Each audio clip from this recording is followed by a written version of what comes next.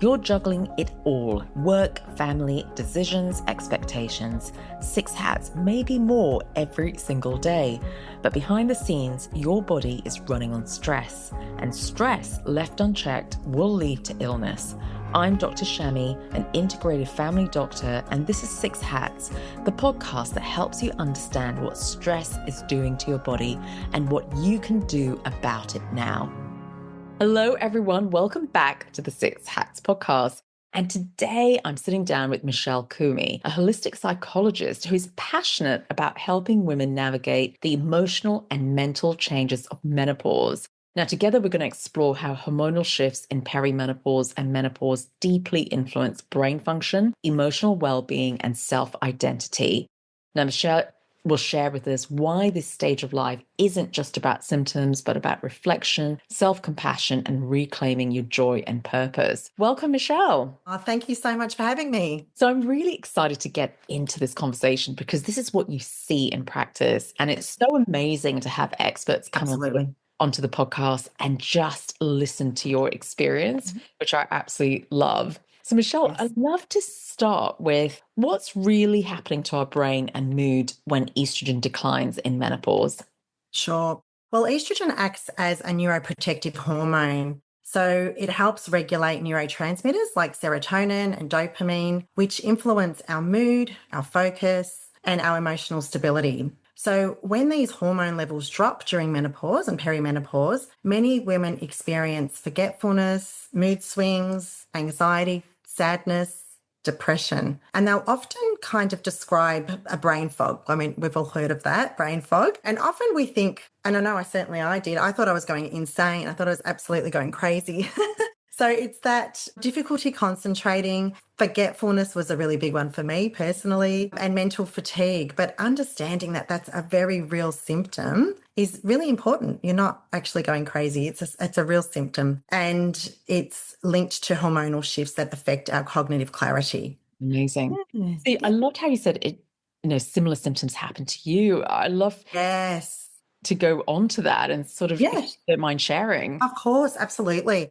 So, I think for me, the forgetfulness was a big one, and just the fatigue, the mental fatigue, just feeling like I couldn't manage my normal load, my normal workload, but forgetting things. I can't tell you, Shami, how many times I forgot my keys or where I put my phone, and I thought I was actually going insane. So, I'd be leaving the house to go somewhere and it was a blank. So, for me, I could really relate to, that feeling of just feeling like you're going insane. And I loved how you're saying there was a transition. And how long was that transition period? Did you suddenly, was it a couple of weeks where you go, hold on a sec, something's not quite right here? Or was it over a couple of months where you go, actually, am I going through menopause here? Yeah, I definitely think it was over months, because when other things started to, when I started to experience other symptoms, I thought, no, this is more than just, being tired or just being forgetful. Yeah, when I sort of pieced everything together, I thought, no, this is it.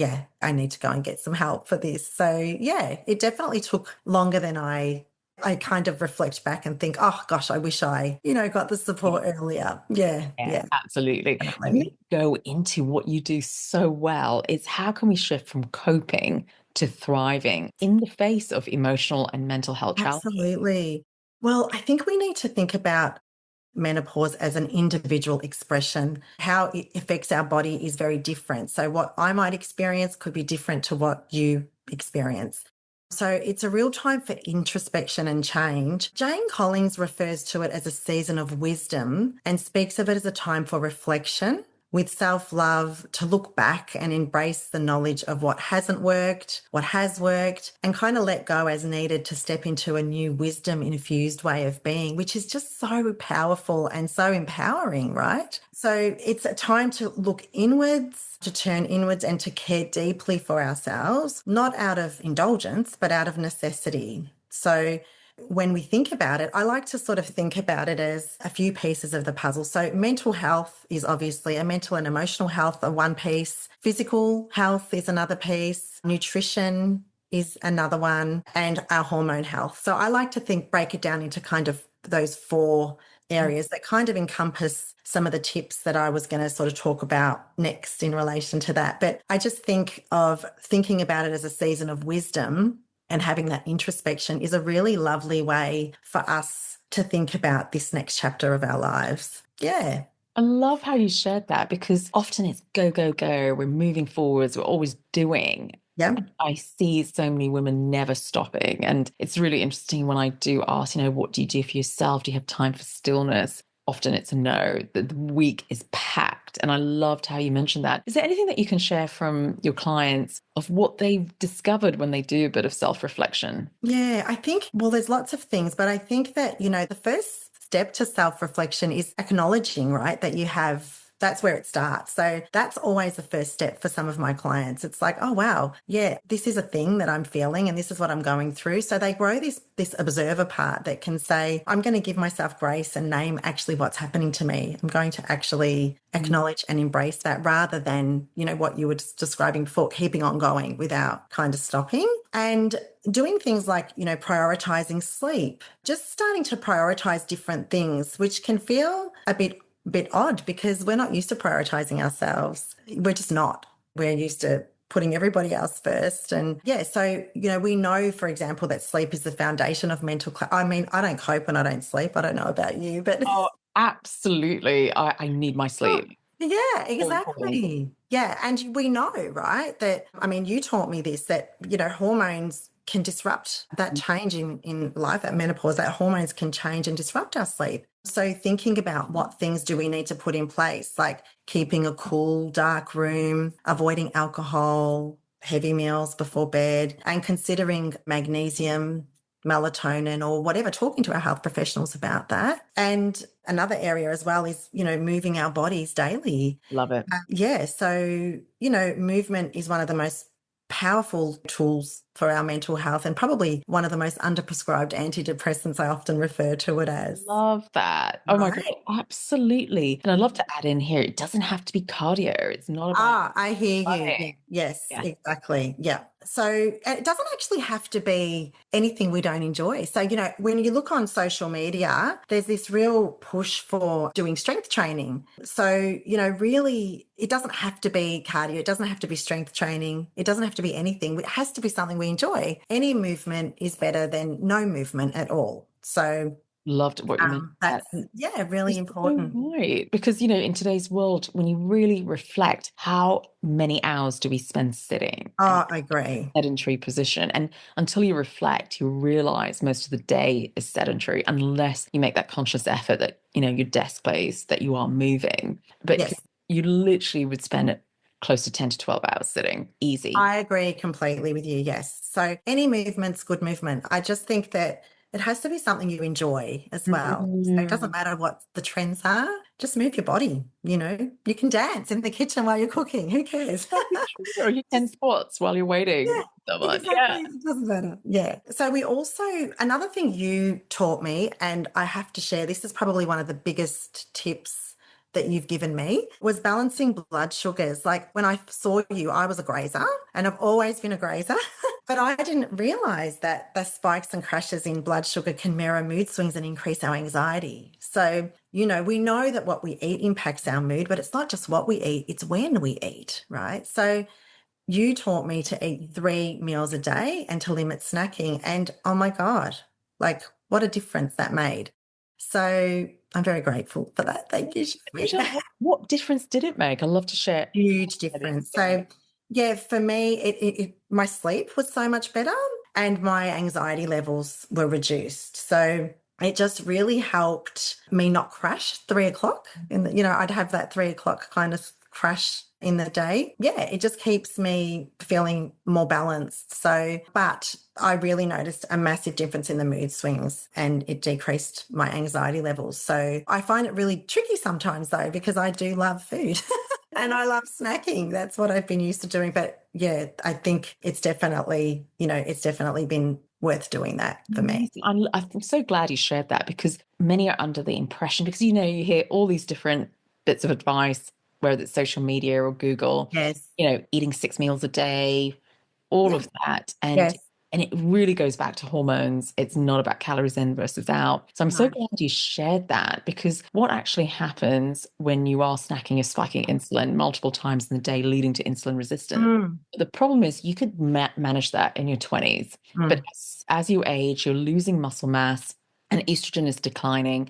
All of this is actually working against you when it comes mm. to sugar regulation. So if you're spiking insulin, plus you've lost muscle mass, plus, you're not sleeping, and then you've got this whole perimenopause, this estrogen Yeah, declines, which results in insulin resistance, it's just a compounded effect. So absolutely. it's so different, perimenopause, menopause versus someone in their 20s. Yeah. And I think the other thing about that is that I was fasting when I first came to see you, and that just really negatively impacted my cortisol levels, which is what I was going to even talk about next. So, Mm. yeah, I think that that's really important point, that we're so much more sensitive to stress in Yeah. menopause, and we have to think about chronic stress worsens our mood, sleep, hormone levels, and all of that. So making sure that we do the things that we need to do that work for our bodies. And so I think along with the 3 meals a day and what we were talking about earlier, finding ways to de-stress as Mm. well. So for some people, that's mindfulness or deep breathing. It doesn't have to be long sessions of that. I personally can't sit and Yeah. meditate for long amounts of time. I prefer walking and grounding exercises to support me, or a hot bath. Yeah. So it's just finding what works for you and that, and your individual expression of menopause, and doing what works for you. I Yeah. love that. It is so individual and it's so easy So to sort individual. of catch on, to follow a trend, which Yes. doesn't suit you. So I'm really so excited that you mentioned that. I love Hmm. that you mentioned mindfulness doesn't have to be sitting in silence for like. No. Right. So how would you advise your clients to Yeah. start mindfulness? What would you say? Yeah, sure. So I would be saying to them, go for a walk and put your phone away, because oftentimes people, will have their phones out, or they'll catch up with, all the phone calls they need to make. And I use really simple grounding exercises. So naming 5 things I can see, 4 things I can hear, 3 things I can smell, 2 things I can touch. So just bringing their attention to this present moment, because how often are we in this present moment? I mean, we've got busy lives. We've got things to do. We're often thinking about the next thing and the next thing and the next thing, right? So just bringing your mind to where your feet are is like what I like to say. So just being in the now. And if you can just do that for a short time, that's fantastic. And that's what I get people to start with. So, different people. The other thing I get people to start with actually is a body scan in the shower. So I'll get them to get one of those, those cute little puffy sponges with some body wash. I use lavender or whatever essential oil you want in the shower. Add that and just use the scent to help you be in your body. What am I noticing from my day? What am I holding? I'm just going to scan my body and breathe into the places that need me right now. My So God, I love that, Michelle. Anyone can do it. And anyone hopefully everyone's having a shower. having a shower. That's what I think. Yeah, exactly. So it's not like Exactly. So another thing to do. exactly. That's exactly how I think of it as well. So it's just that, integrating it into your life. You might do that mindfulness, that grounding exercise on your way from your office to your car. That's fine. Like, it doesn't matter when. But I think we need to set ourselves up for success, because if we're saying, well, I have to do 1 hour of exercise and then I have to do 30 minutes of meditation and then I have to do, it's too much. We're not going to do that. So if we can integrate it into our lives, we're more likely to succeed.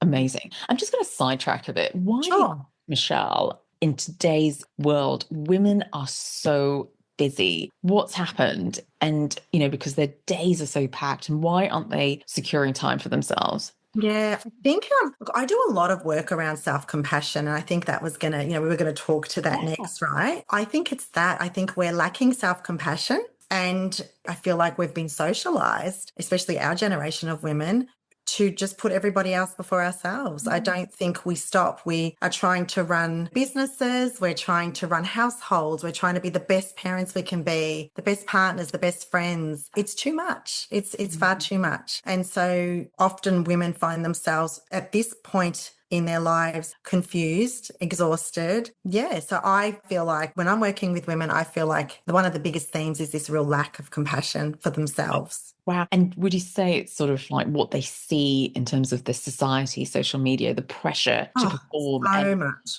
it's the comparison of, wow, if she can do this, this, and this, Mm. why can't I do that? Is there a level of Absolutely. comparison? Absolutely. Yeah, absolutely. And I think, yeah, that's a really important point that we do compare ourselves and we forget that what we're seeing on social media is not even real. Yeah.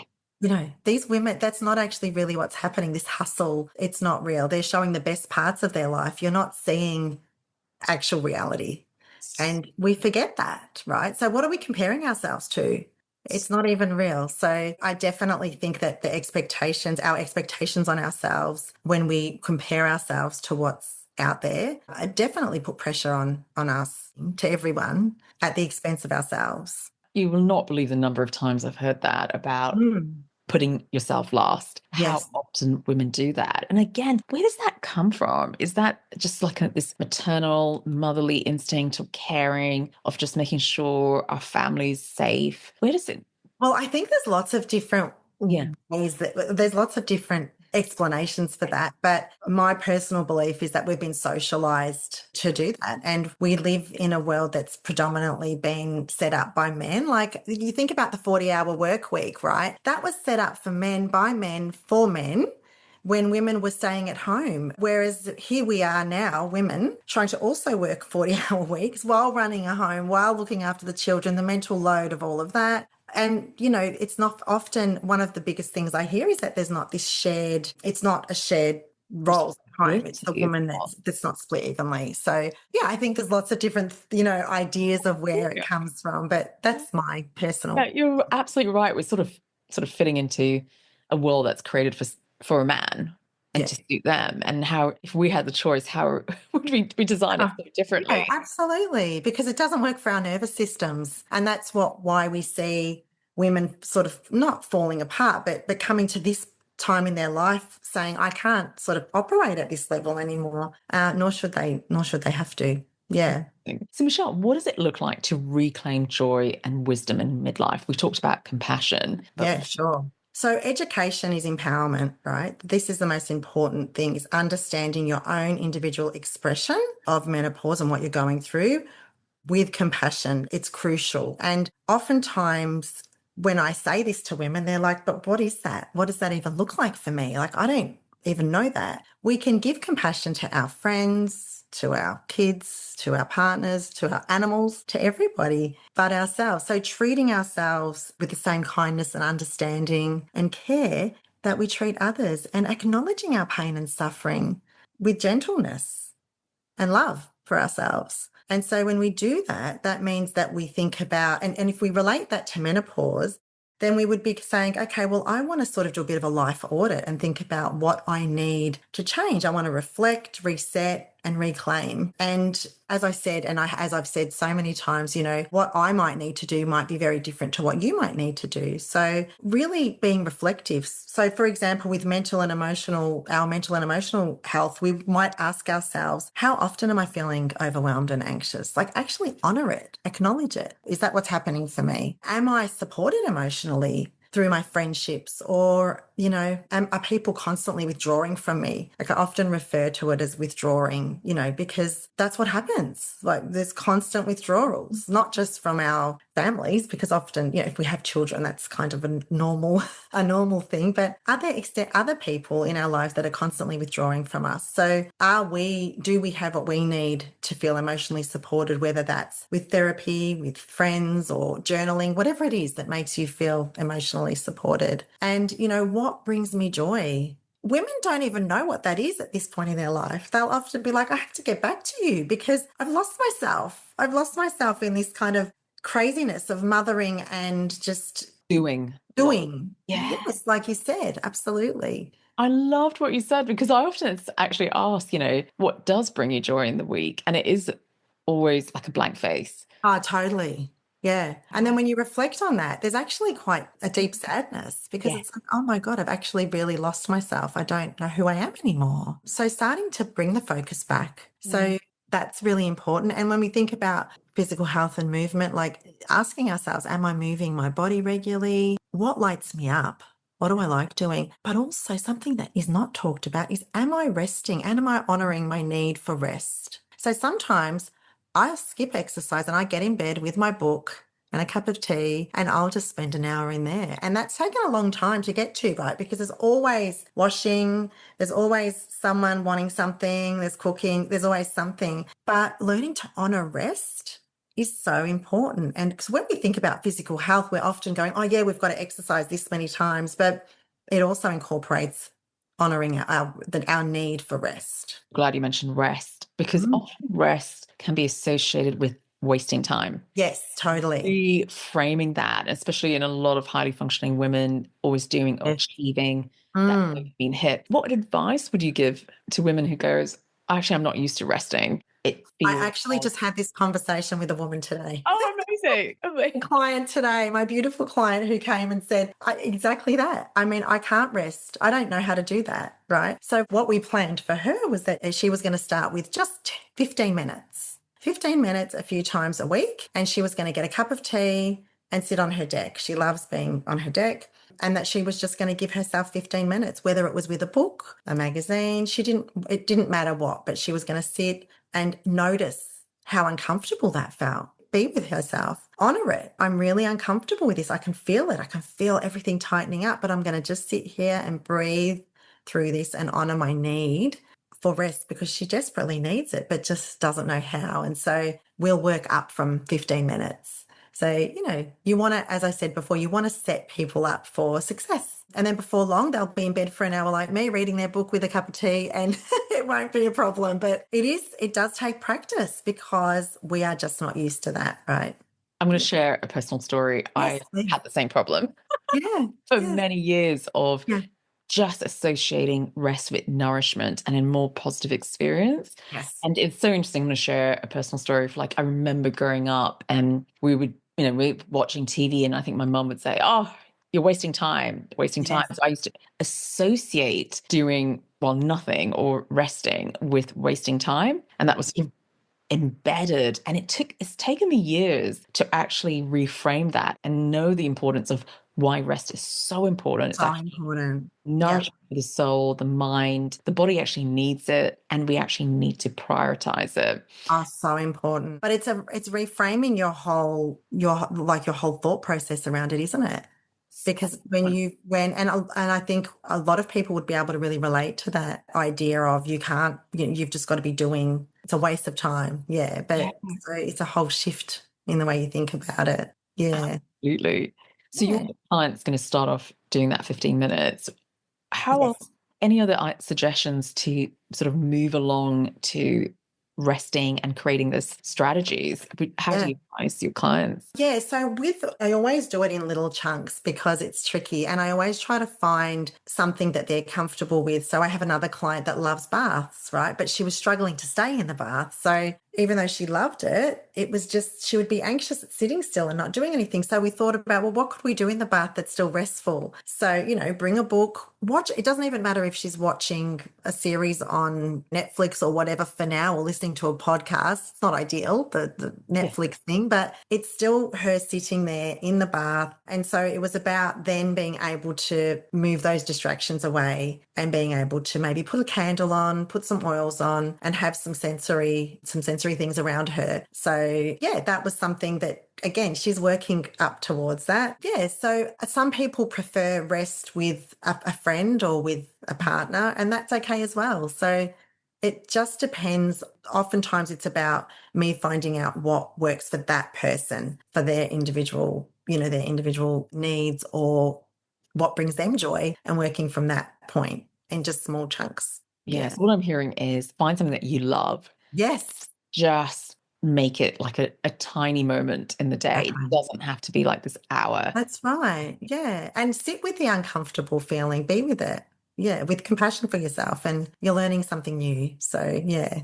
Yeah. Amazing, amazing, Michelle. Now, before we finish up, any wise words that you would love to share with our audience? Yeah, so I just kind of wanted to also touch on HRT. It's something you and I have spoken about so, so much. And I think what's really clear is that, lifestyle plays a big part in adjusting to this stage of life, that it's really important to speak to your doctor or your healthcare provider about HRT or supplements, but it's not a magic bullet. HRT is not a magic bullet. It's just another one piece, like we said before, of that puzzle. So really making sure that you have that time for introspection and that you remind yourself that you are a wise woman and you're going to stand in your power and you're going to reflect on the life that you've led so far and what's worked and what hasn't worked. And you're going to make sure that, you do a little bit of an audit of who is in your life that is bringing you joy and comfort and who isn't. And what are the things that bring me joy and comfort, and what, being able to look at what you're doing that is good for your nervous system and that's good for you. So it's a time to come back to yourself, and it's, very important. And you just really reminded me how, when you're transitioning in this stage of your life, how your identity can change. Is that right? Absolutely. And I think that that's really linked to our relationships as well, isn't it? Like, who energizes me now? Who drains me? Am I speaking up for my needs and limits? And that's because like you said, our identity changes. And so our needs change and we might outgrow different things. And I guess one of the most important things is learning to say no to what no longer serves you. Learning to say no is so hard for some of us. So but very important. I love that. Thank you so much for your time today. Oh, it's been a pleasure. Thanks for having me. And before we let you go, where can women find you, or where can people find you? Yeah, sure. So Mind at Ease. I'm on Instagram. You can look me up there, Michelle Curmi, Mind at Ease. Amazing. Yeah. Thank you, Michelle. Yes, thank you. Thanks for listening to Six Hats, where it's all about progress, not perfection. If this episode spoke to you, don't wait, hit follow now, leave a quick review, and share it with someone who needs to hear it. Want to take your next step today? Download my ebook. The link is waiting in the show notes. And remember, this is general advice only. Always speak to your practitioner for anything medical. See you next time.